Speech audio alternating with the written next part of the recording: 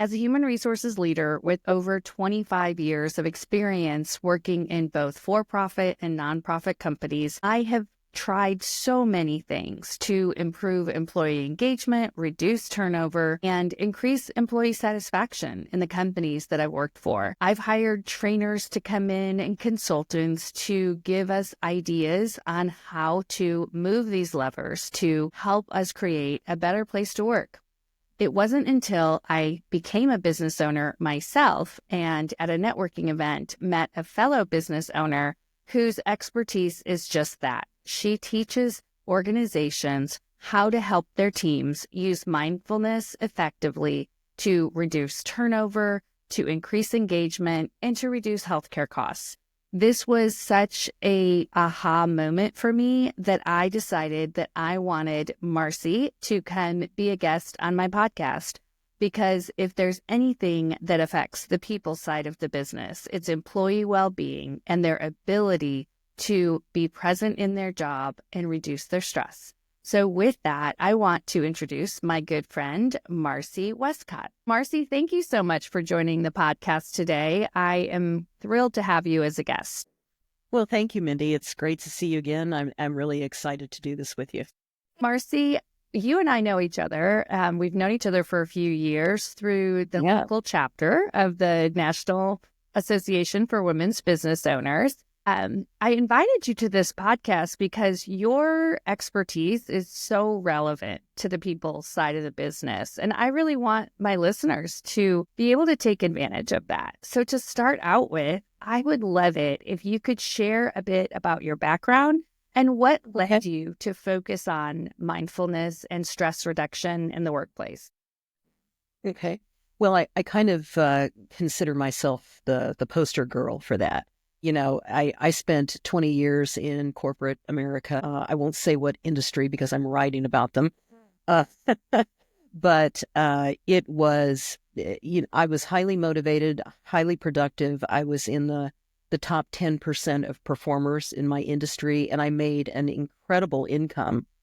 But I worked 70 hours a week. I had one day off a week. Usually I didn't get to take that. I had 2 weeks of vacation, and in 20 years, I was never able to take it back to back. And my workplace culture was toxic and overwhelming. So after about 15 years of that pace in that kind of environment, my health started to suffer. I developed high blood pressure, insomnia, digestive issues, and at one point I took medication for anxiety. And all of that was a result of not managing my stress. So after 20 years, I basically burned out. And we would come down for visits on our motorcycle, and it got harder and harder to go back every time we came.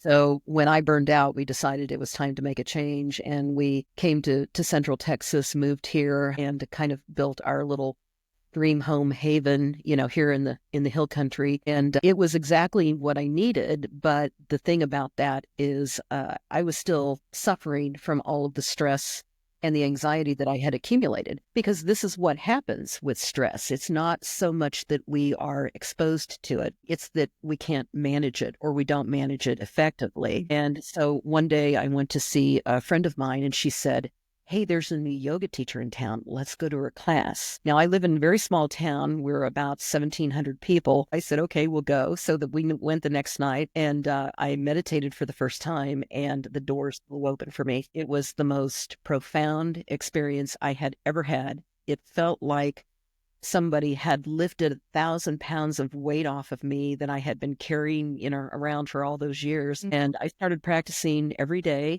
Within a couple of weeks, people started to notice changes in me. And after 8 weeks of practicing meditation every day, I lowered my blood pressure. My digestive issues resolved. I was sleeping at night, and I no longer took medication for anxiety. It doesn't always happen that quickly, for that many people, but you come to it when you need it, right? And you need it when you need it. And so it's been life-changing for me. And knowing what the business environment can be like kind of became my mission to try to help make the workplace a happier, safer, easier place to be. Right.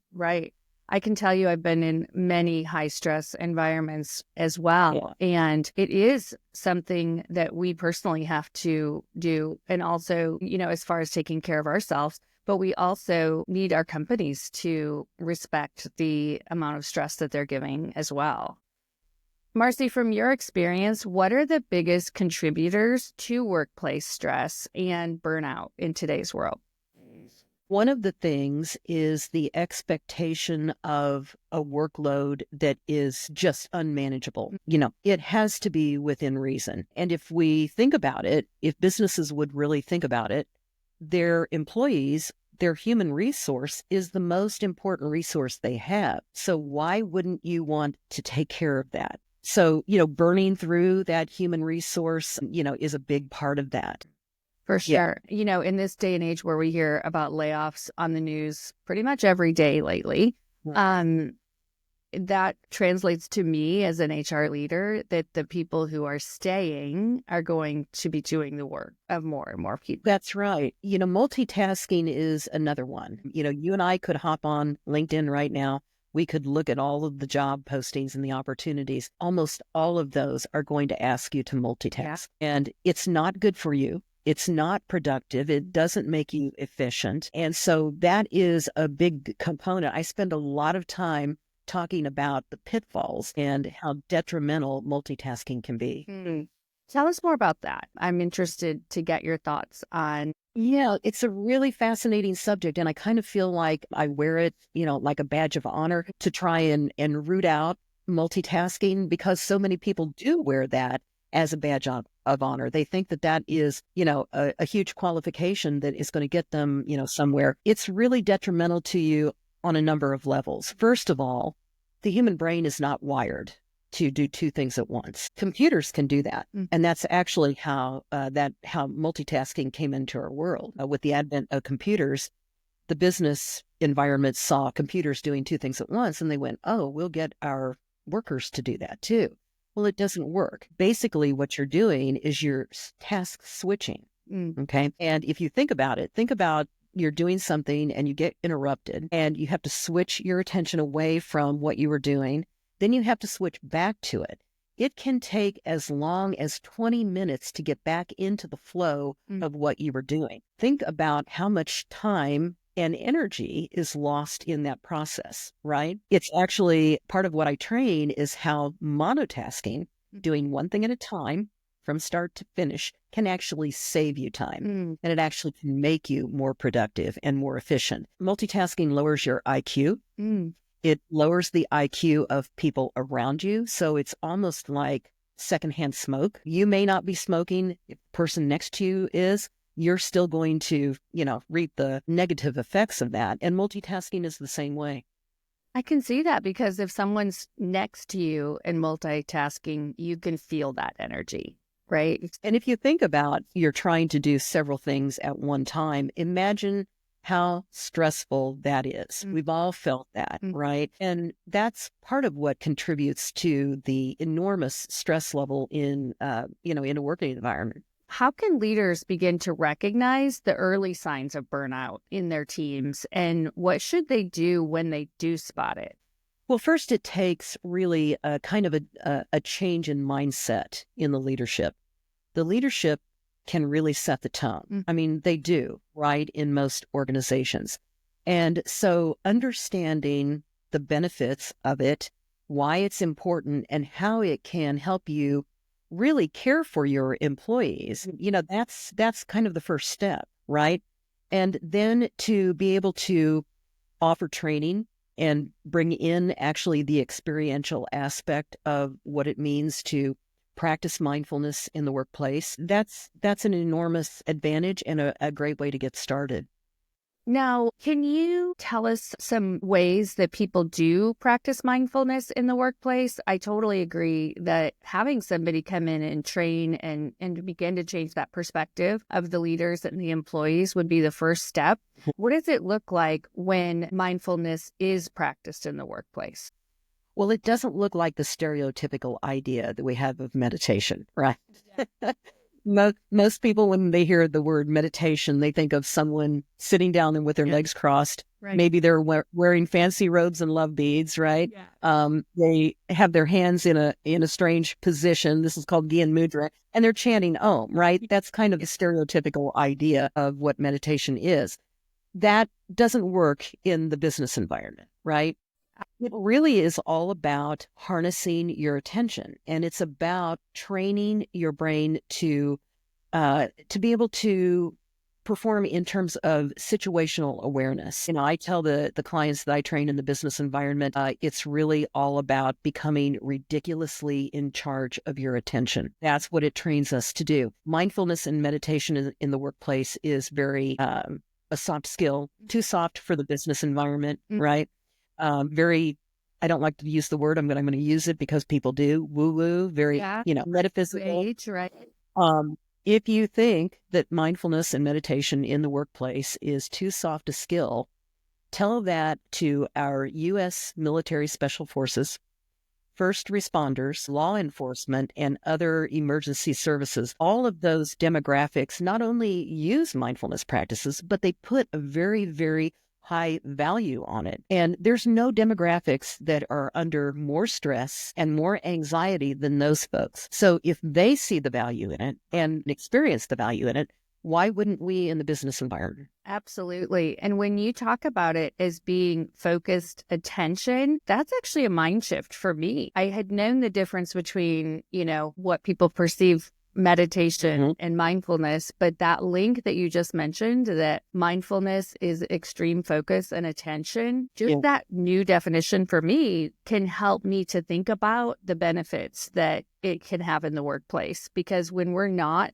having scattered thoughts and doing 10 things at once, but we're focusing our attention, good work and results can happen. Yeah, that's exactly right. And, talking about definitions, the definition of mindfulness is really simple. It's paying attention to what you're doing while you're doing it with a non-judgmental attention. And by non-judgmental, I mean without evaluating or without analyzing. So without deciding if we like it or we don't like it, we want it or we don't want it, it's good or it's bad, it just is. And so it sounds simple, right? It's simple, but it's not easy. And so we have to learn how to really harness our attention. But when you think about how many distractions there are in just a very short period of time in a work situation, the distractions can be enormous. And so if you have someone who is very present and very in charge of their attention, you're well ahead of the game. You're going to be more productive and you're going to be more efficient, which is what, we all strive for in the business environment. What we do is we learn how to pay attention to what we're doing while we're doing it. And we learn how to let go of distractions, and as importantly, to decide what distractions really are something that need to be responded to. Because so often something will happen and an employee will respond to it when maybe it doesn't really need to, right? For sure. The definition of meditation is a technique or a practice that settles your nervous system and trains your brain to become more focused, more engaged, more responsive, and less reactive. In essence, that is what meditation is. So those two things kind of marry each other, right? Because in mindfulness, we sit down and we pay attention in our meditation to what we're doing, and we stay with it and we stay focused. And it's something that really is situational awareness, right? It enables us to harness our attention and become powerfully in charge of it. I love that. I love that definition that you just said. It's harnessing our attention. Love it. And, I just think for me personally, the times that I get distracted impact my work and my output. They absolutely do. And the more distractions you have, the more stress you're creating. And the more stress you create, the more you tend to hang on to that. And in a work environment, stress is an emotional contagion. So in the work environment, it can spread like wildfire.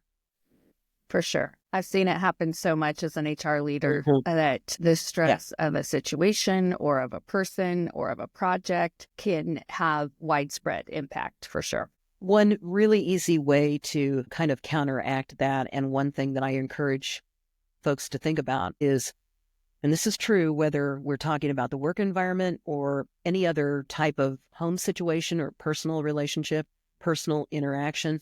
It doesn't matter whether it's personal or professional. You are responsible for the energy that you bring to an interaction. Mm.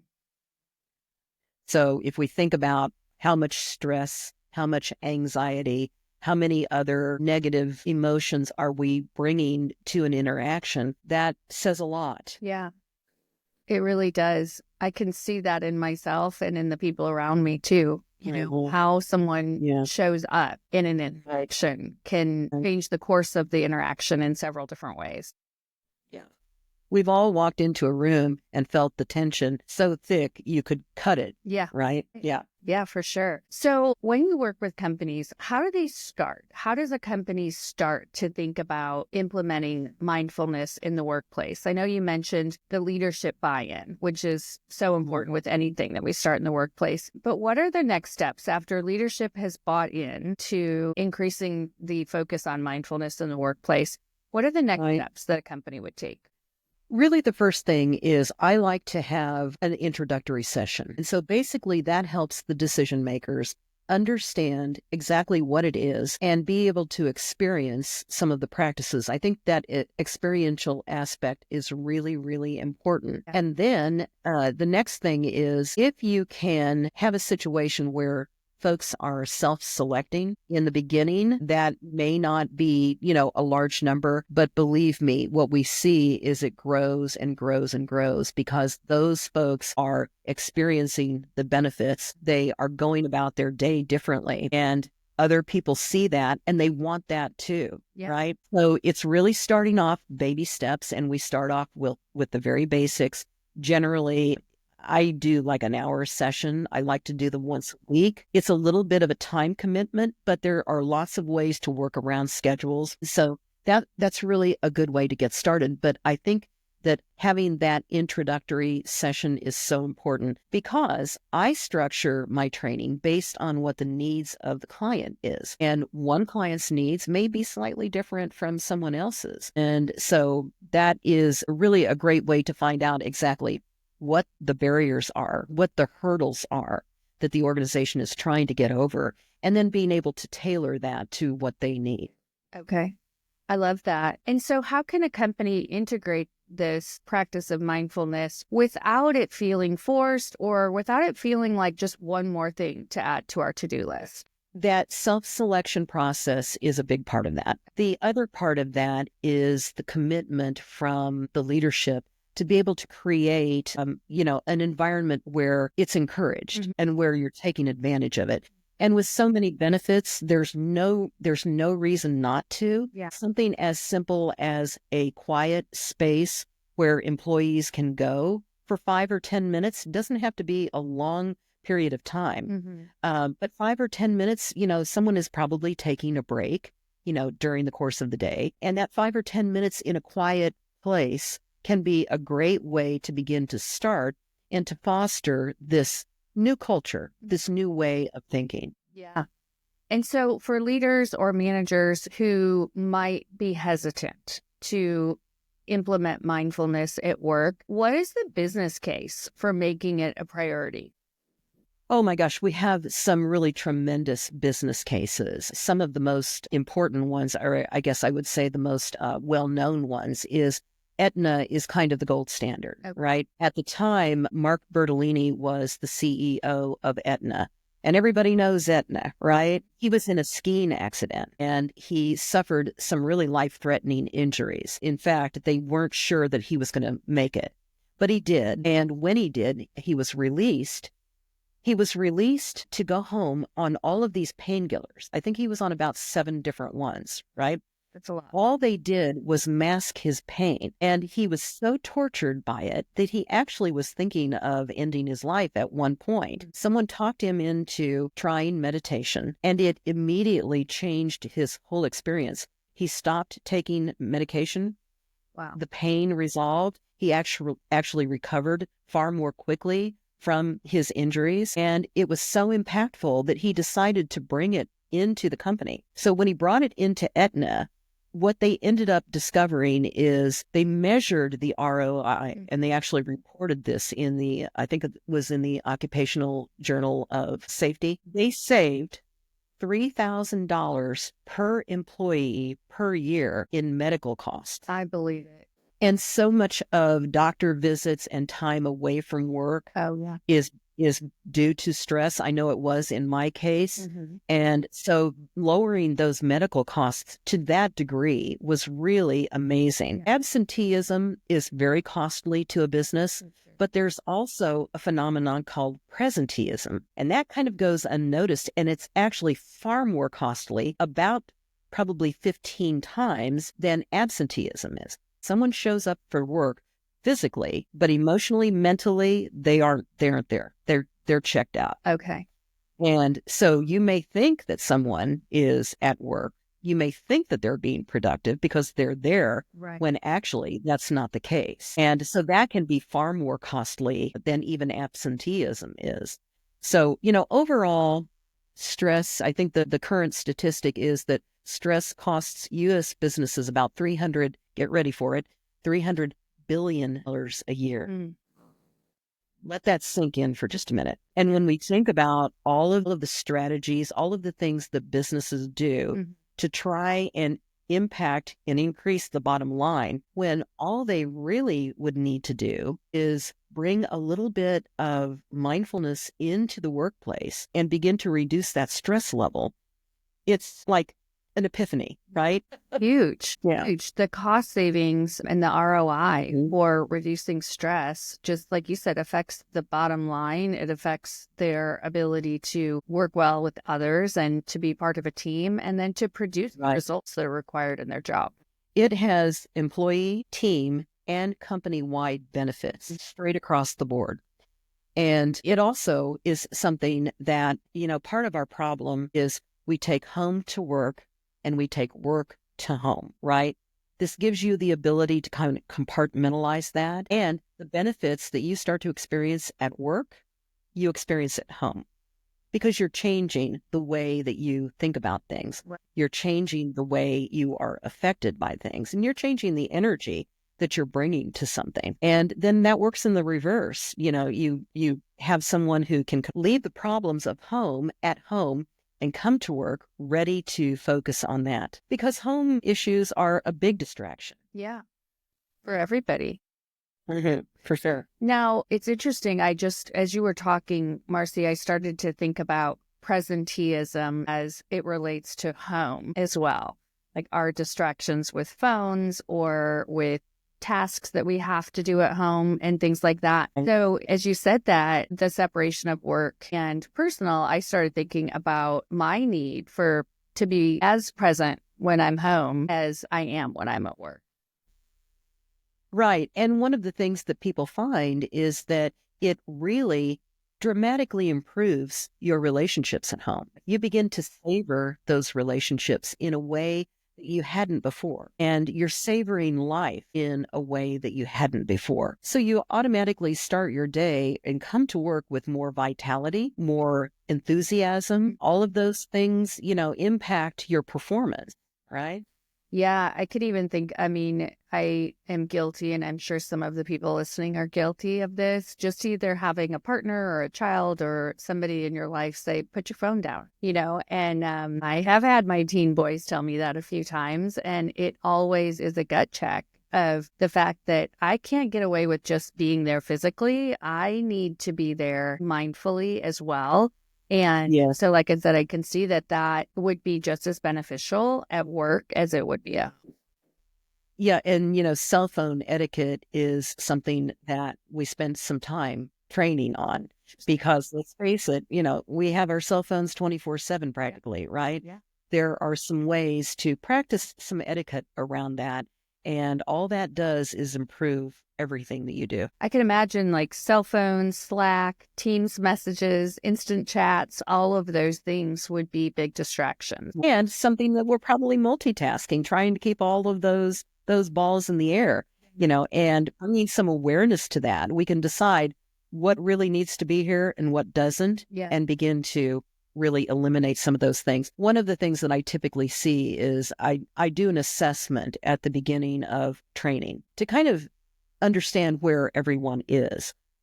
Almost straight across the board, every single time I train, what we see is the stress levels after a period of about 6 weeks of training actually are cut in half, sometimes more.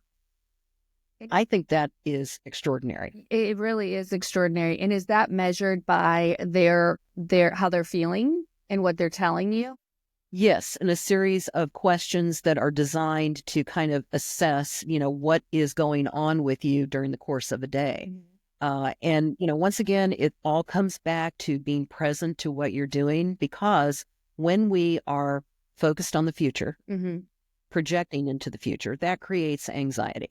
When you are dwelling and ruminating in the past, that creates depression. Most people spend at least 47% of their day in a state of mindlessness. That's a Harvard statistic.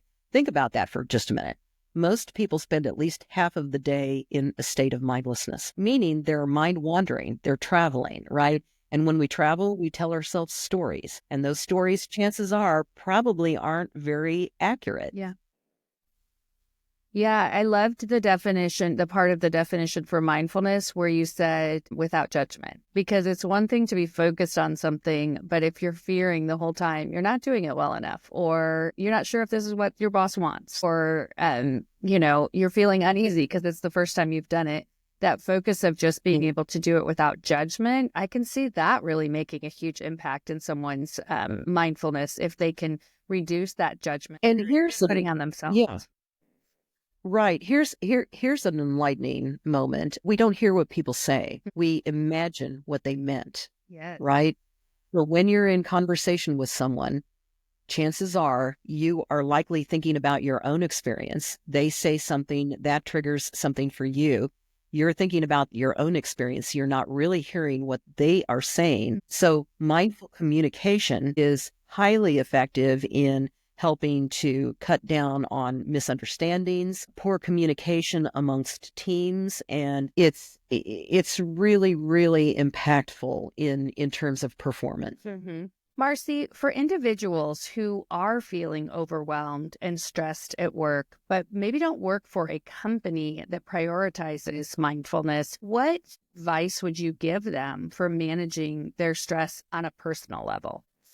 Be the change that you want to see. And what I mean by that is we can't control what others do to a degree, right? To a large degree. Yeah. But we can control what we do. And just because maybe your workplace isn't necessarily making this a priority, it doesn't mean that you can't. And when you do, you're going to be experiencing those benefits. And at the very least, it can enable you to be able to navigate some choppy waters in a culture that maybe doesn't, prioritize that. The flip side of that, or the addition to that, is that people watch people, right? Our coworkers are watching what we do. Our team leaders are watching what we do. The leadership is watching what we do. And when they see these kinds of changes in someone, it brings up a lot of questions. It's, maybe we want everyone to feel that way. Maybe we want everyone to be more productive in that sense. And I have seen miraculous things happen from one person starting a meditation practice on their own and then wanting to, bring it into the workplace. And all it really takes is a conversation. Usually that's really all that it takes to really understand what it is and, get past the misconceptions about it. Yeah. I think one of the things that is so important is that mindfulness is really the gateway to emotional intelligence. And we know how important emotional intelligence is in the workplace today, how much it is valued. It's far more important than intelligence quotient ever was. And so if we can manage our own behaviors, our own emotions, and the way that we do things, then we're going to have the opportunity to at least give other people, a reason to think about making a change, right?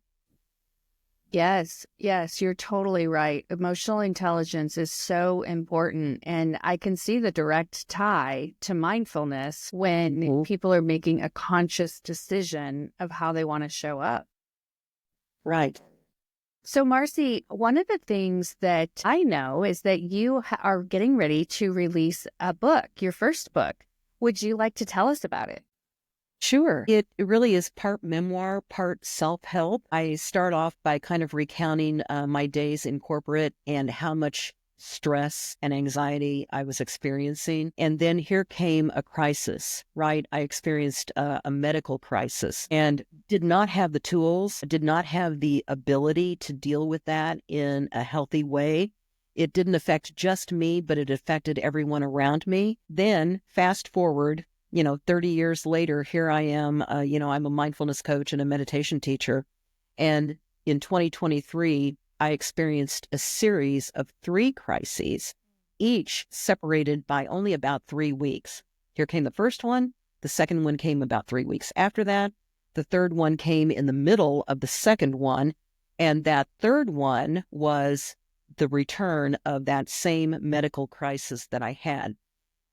The reason that I wanted to really write about this and be able to share this with people is because the difference between who I was then, how I navigated or didn't navigate that crisis, and then how I was able to navigate 3 kind of all at once or back to back was night and day, 360 degrees. Mm. And so there are so many people out there who are struggling with just the day-to-day stress that they experience, right? The day-to-day anxieties. And then here comes a crisis out of left field, and we're totally unprepared. But it doesn't have to be that way. There are things that we can do. And I can tell you that in that year, my practices saved my life. They saved my life. And they can, they can save other people's lives too. And so, we all are going to experience a crisis probably at some point in our lives. To be able to be prepared and to navigate it a little bit easier, sometimes a lot easier, it makes all the difference in the world. I can totally see that. And, I certainly didn't know you back when you were stressed in the corporate world, but I have had the pleasure of knowing you and watching you go through the crisis that you had in 2023. And I would say from an outsider, but somebody who can see you regularly when you're going through that, it was just truly inspirational to be able to see how you had situations come up that affected your health and were serious, and you were able to be positive through it, keep your business going as needed, and write a book a year later. Well, and you know what? Everyone has the ability to do that. You just have to have the want to. So tell me about the self-help part of your book. I love that you start with your story and going in more depth. Tell me about this part that could benefit the readers as well. Yeah, basically what it does is it takes situations that I was experiencing, and then we look at mindfulness practices or meditations that would complement or relate to that particular situation. So it's, I think, really helpful. I'm getting tremendous feedback about it. Really helpful to see this is what happened to her. This is what she did. And so then being able to use those practices, not just for a crisis, but just to navigate the day-to-day stress that we all have. Yes. And I definitely learn by doing. And so when I could read about how you did it, right? How you had the crisis and that you applied meditation and mindfulness to it. That's the kind of book that I would love to read and look forward to reading so that I can really just see that direct application. Yeah. We all have the power to sit down, close our eyes, and become still. And when we can do that, there is a world of benefits and possibilities that can take place. Absolutely. I love that. And I love that you've said that in a way that we have the power, whether or not our workplace supports it. No one can take that away from us. It's a personal Nice. to be mindful in what we do. So, Marcy, what is one small but powerful change that every leader or manager of people could make today to start fostering a healthier and less stressful workplace? think about the value of your human resource. Think about the value of the people that you hire, and think about how you can create a healthier, happier environment for them. Because here's what we know. Most of us spend more than a third of our lives at work. And for most people, it's the least happy third. So when someone can come to an organization that maybe is just dipping their toes into the subject, have a conversation, talk about it with your leadership team, and think about the ways that you can prioritize taking care of your employees. Pizza parties are great. Casino night is super fun, but those things don't do anything to really sustain your health and your wellness. And if a business thinks about how much money they spend on trying to become more innovative, trying to become more productive, that all starts right here. And it starts with taking care of your employees. So a really simple way to start is to have a conversation about what mindfulness is. Because here's one of the keys that business leaders don't think about. You have all of these trainings that you bring in and maybe you make available to your employees. Those things are great, but meditation and mindfulness changes the structure of your brain in healthy, positive ways. And what that does, the dividends that pays for any other kind of training that you do, is it gives you the ability and the potential to be able to really sustain it. Totally. And that makes sense to me so much from a leadership and human resources perspective, that kind of going back to your original definition, if we increase the ability for someone to be able to put their attention on what they're doing right in front of them, we increase the chances of increasing employee engagement. Right. We use the expression, we pay attention, right? Our attention is a currency. So we want to spend it wisely, right? And so mindfulness and meditation are practices that enable you to pay your attention and spend that currency wisely. Marcy, I know from being in the business world for so many years that leadership cares about the bottom line. And it's not saying they don't care about employees, but at the end of the day, a business is successful when it makes money. So how could a focus on mindfulness support the profitability and the bottom line of a business? I think the two of the things that businesses don't realize is, your healthcare costs and your turnover are two of the most impactful, costly things to a business, right? When you have employees who are mindful and you have some type of mindfulness training in place, you're really giving yourself the opportunity to retain the top talent. Those employees are healthier and happier, so they're less likely to have high healthcare costs. And so when you talk about turnover and healthcare costs, you're reducing both of those things. That automatically is a contribution to the bottom line. And how many companies don't want to not only retain, but attract the top talent? Right? Absolutely. I mean, that's the epitome of what we strive for. I say when companies put people first, profits follow. So Marcy, I've worked in the corporate world and the nonprofit world for over 25 years in human resources. And I can honestly say I have never been approached by someone to suggest bringing mindfulness into the workplace. After talking to you today, it seems like a big miss for sure that we've been trying to reduce workplace turnover by doing all the other tactics, but not really giving our employees a tool that can help. Is this something that you see all over the place? Is it something new? I'd love to hear your thoughts. Well, I feel like it's a perception issue, right? Okay. And what happens when some innovative, some new type of strategy or process comes into our awareness, right? It usually starts with the big guys, the guys at the top. Google, Facebook, LinkedIn. Some of those companies have actually created entire cultures within their company around mindfulness practices. So I think it's a matter of perception.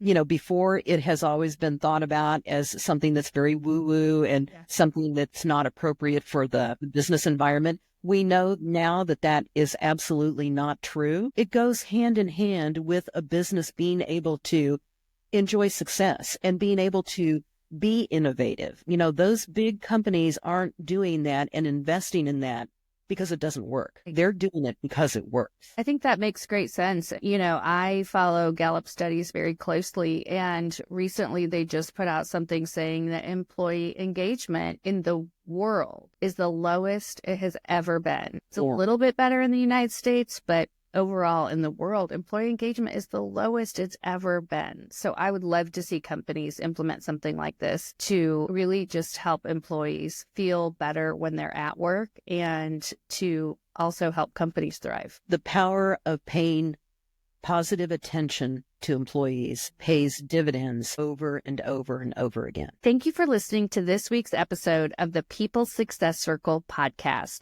I'm so glad you joined us to learn about mindfulness in the workplace. And if you are interested in contacting Marcy or reading her new book, you could find that information in the show notes from today's episode. I would love to interact with you on LinkedIn, so please search for me there under Mindy East, and you can find the link to my website as well as my speaking website in the show notes as well. Thank you again for listening to this week's episode, and I'll see you next time.